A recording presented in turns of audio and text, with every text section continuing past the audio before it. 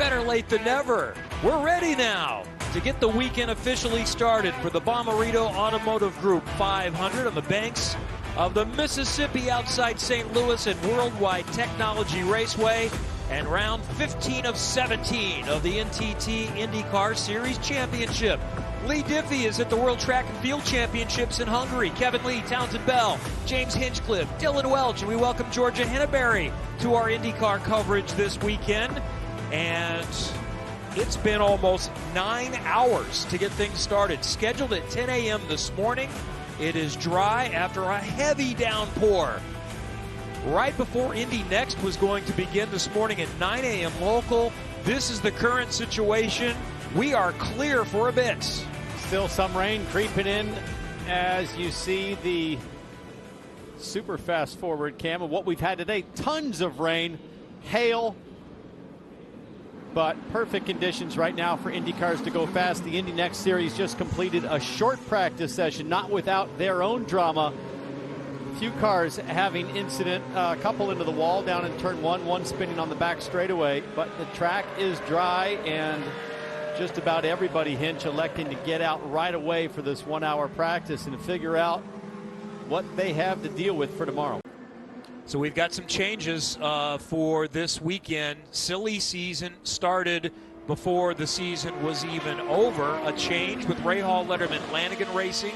Jack Harvey has been replaced by Connor Daly, and it is a race per race situation. So I think this is team number 9 for Connor Daly. He's driven for everyone now other than Team Penske, Chip Ganassi Racing, and sort of Juncos Hollinger, although he won a Pro Mazda championship for them. But Connor gets the chance this weekend in the number 30 MyJack car. Yeah, this is a track that Connor's always, run well at. He has had some strong finish here over the years. And I know, obviously, excited to be back behind the wheel, but especially here, Georgia, because this is a place he knows so well. Absolutely, and as we know, Connor Daly jumping into the Rahal Letterman Lanigan number 30, the third different team in the NTT IndyCar Series this year. But he has close ties with this team already. One of his chief mechanics, Thomas Semick, who also was a mechanic on AJ Foyt Racing as well, and a few other members of the team he already has relationships with. So this may be new equipment for him, but he has those relationships with Rahal Letterman Lanigan teams. Not to mention it's a track that he calls his favorite, like you said, James, aside from the Indianapolis Motor Speedway. So as far as the rookie championship is concerned, there are 2 combatants, but only one of them can score points this weekend. It's Augustine Canapino in the Pay.com Juncos Hollinger Racing Chevy, 28 points behind Marcus Armstrong, who only runs the oval, so any chance of Canapino catching up, he's going to need to get a mid-pack or so finish this weekend. And while he was one of the drivers that came here and tested, he also did have a testing crash here, I heard, in the paddock today. Late in the day, managed to find the wall after setting a very competitive lap time, ironically, which is often how it goes. So this driver, hopefully his confidence isn't busted. This is the first kind of big wreck that we've seen from him. He had a little one at the 500, but hopefully he's still feeling good in the car because the pace was there in the test, keeping up with, I believe it was Colton Herta who was quickest, teammate to this driver here, Devlin DiFrancesco in new colors. As you see the first set of sticker reds, I believe, on the number 7 of Alexander Rossi. Going to go get a feel for what does the soft tire do? Outright pace, and maybe more importantly, how long do they last? We don't know exactly, but we think, James, this is the 2019 Gateway tire. That is the rumor floating around the paddock, so it's been run here before. It's a proven tire, but big credit to IndyCar for coming up with another strategy to try to improve the racing here on a track that can sometimes have, it can be a struggle to pass here. Sometimes you can get a bit processional, but you see the rules there. You got to use 1 set in practice, 1 in the race. You're not allowed to use the reds in qualifying, and then you have to use each set in the race, sort of similar to how we run it on the road and street track. Newgarden here, look at that, 400, almost 500 laps led here in his career.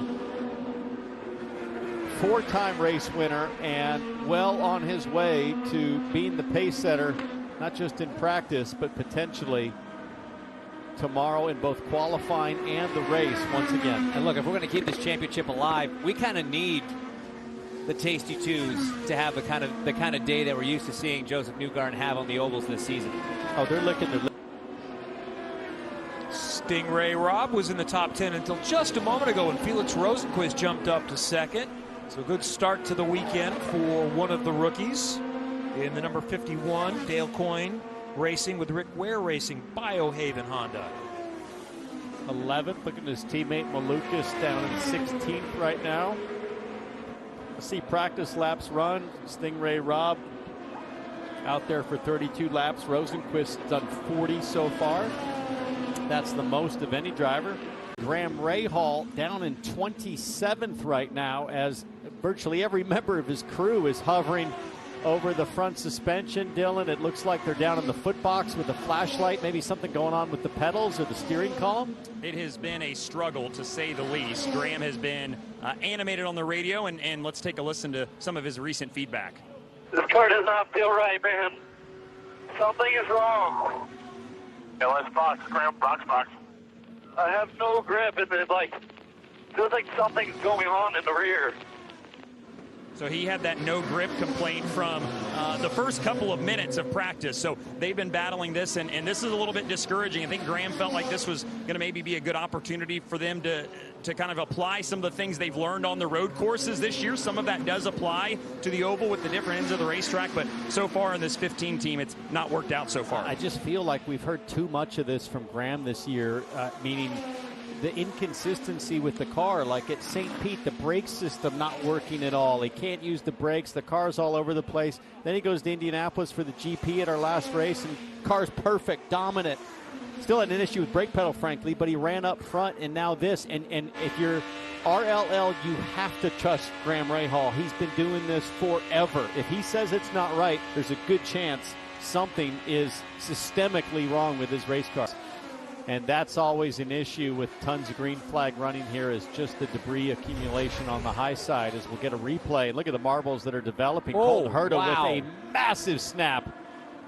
Whoa. How did he not find the wall there? That was incredible. That was in the middle of 3 and 4. On board, let's listen. Oh, man, that, oh my God. Oh, There's Will Power on pit lane. Townsend, what did you notice as he was rolling down a moment ago? I just love some of the elements with Team Penske that are special, and you look for any way to differentiate yourself. I was watching Will Power's steering wheel right here, and watch as he comes to the pit line. We're going to have to roll it. And then watch here as he comes to the pit line. There's like a different stylized font that comes up. Look at that. That is a Team Penske font iconography. That is like a Penske font that they use for whatever fuel map position that they're switching to. It's just the subtleties. If you've ever seen the Team Penske logo, that number is in the same style along with the pit font. And I think what that was a countdown, Townsend, because it started at 5, and then I thought I saw it count down, and eventually when he turned in, I thought he was on the knob going 5 to 4, but maybe that is. I think they've got it. It's a distance thing they will have put in into that.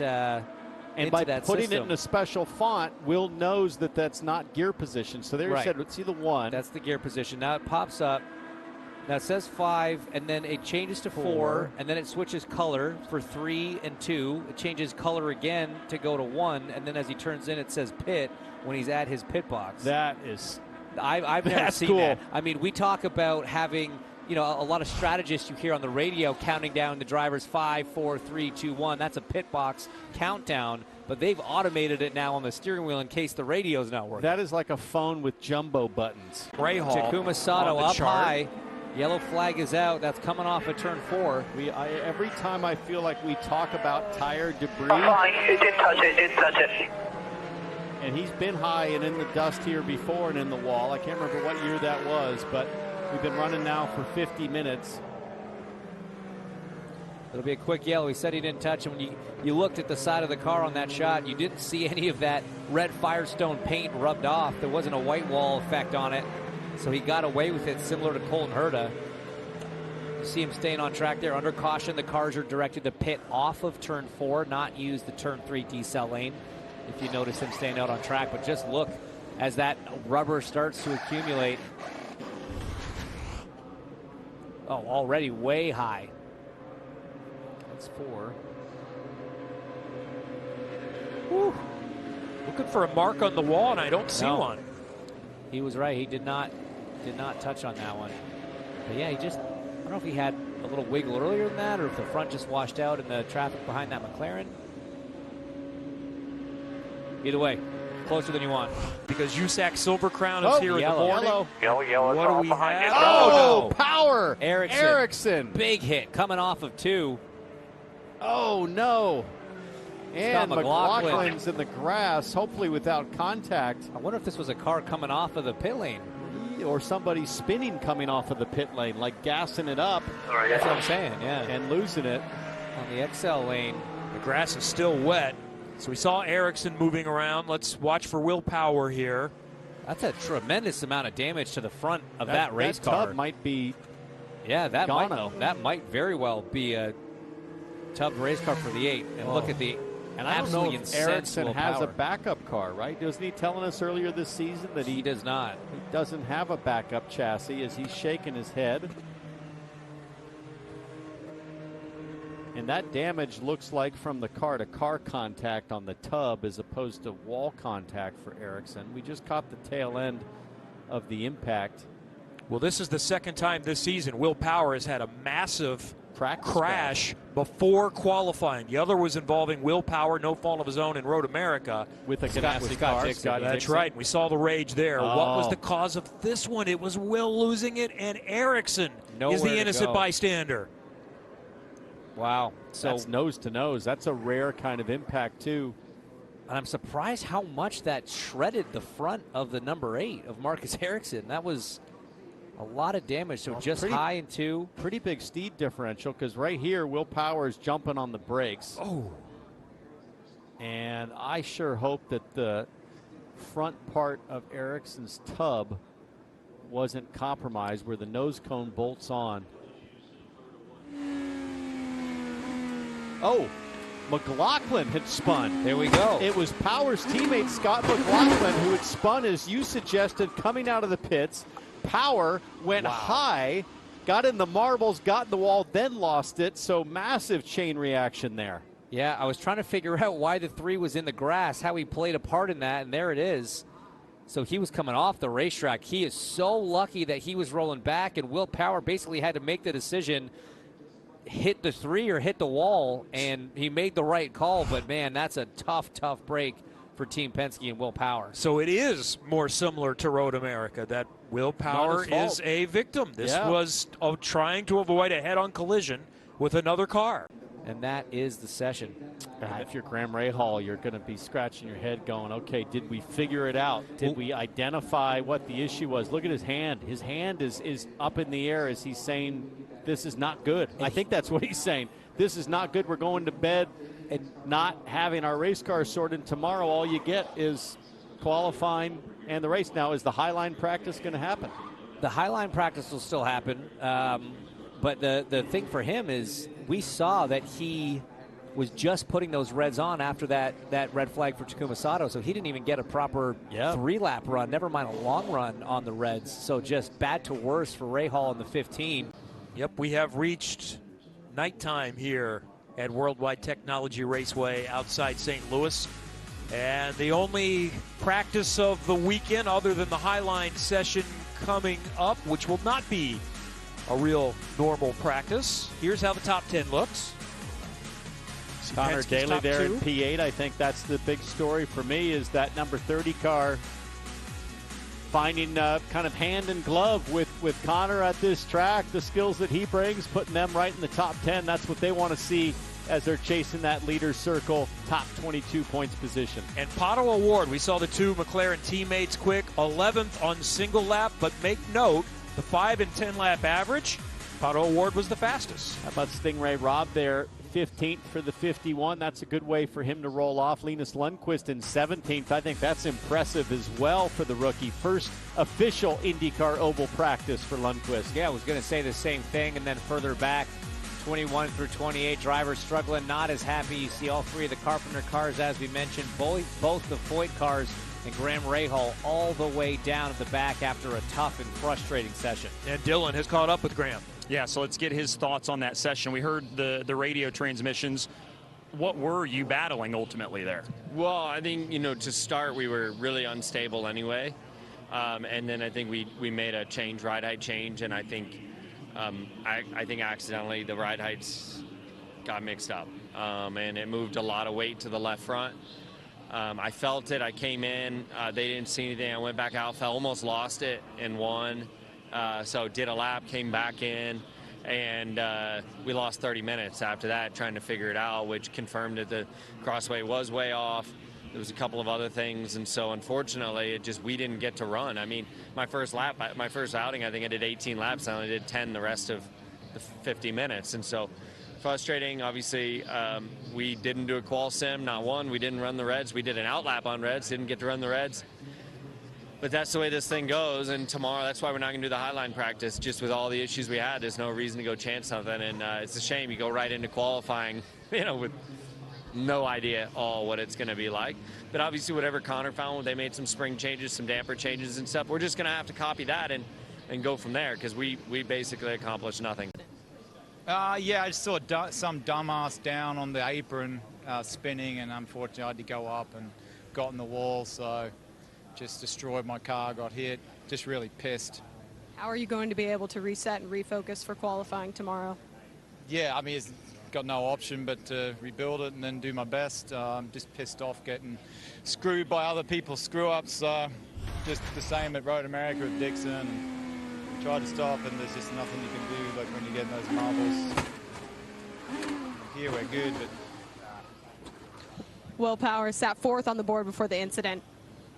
Marcus Ericsson has also been checked and cleared IndyCar medical unit. Now, Marcus, what did you see out there, and are you okay? Yeah, I'm out fine. Obviously, I saw McLaughlin, I think it was, on the inside there spinning, and saw Will going high and just tried to figure out where to go. But obviously, you have a lot of steering lock and a lot of load in the car when you go through there. And I saw he was going up against the wall, so I tried to go low, but then he was just spinning down. So yeah, just really a shame. I feel bad for the 8 crew. They've done a really good job all weekend, and prepared me with a really good race car, and we're feeling really good all practice, and then it ends like this. Very frustrating. Can you take those positives from earlier in the session to bring into qualifying tomorrow? Yeah, no, for sure. I mean, I think the car was feeling really good. We had good runs, on our own, good runs in traffic, and just going through the program, That's why it's really frustrating that it ends like this, when you sort of start a weekend really good, and it feels like, you can't really do anything when someone else messes up in front of you. And yeah, it's hard to accept, but we'll rebound tomorrow. Tomorrow's a new day. I feel bad for giving the guys some extra work overnight, so they will have a long one, I'm sure, but we will come back and be strong tomorrow. That is Marcus Ericsson. Let's hear more drivers. Dylan.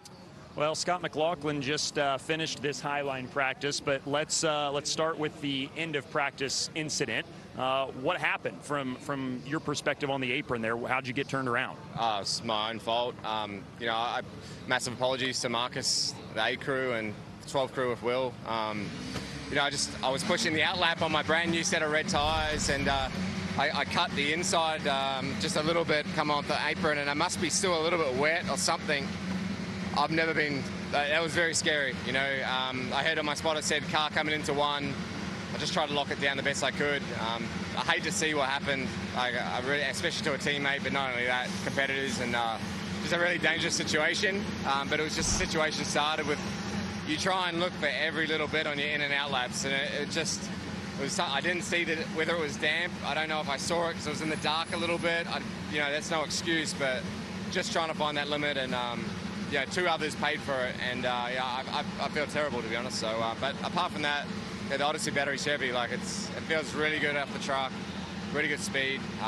Just a bit of a dampener to our overall pretty good session. All right, that's Scott McLaughlin, and as we said, he did get some laps in this highline practice. We'll see if that pays dividends for him tomorrow.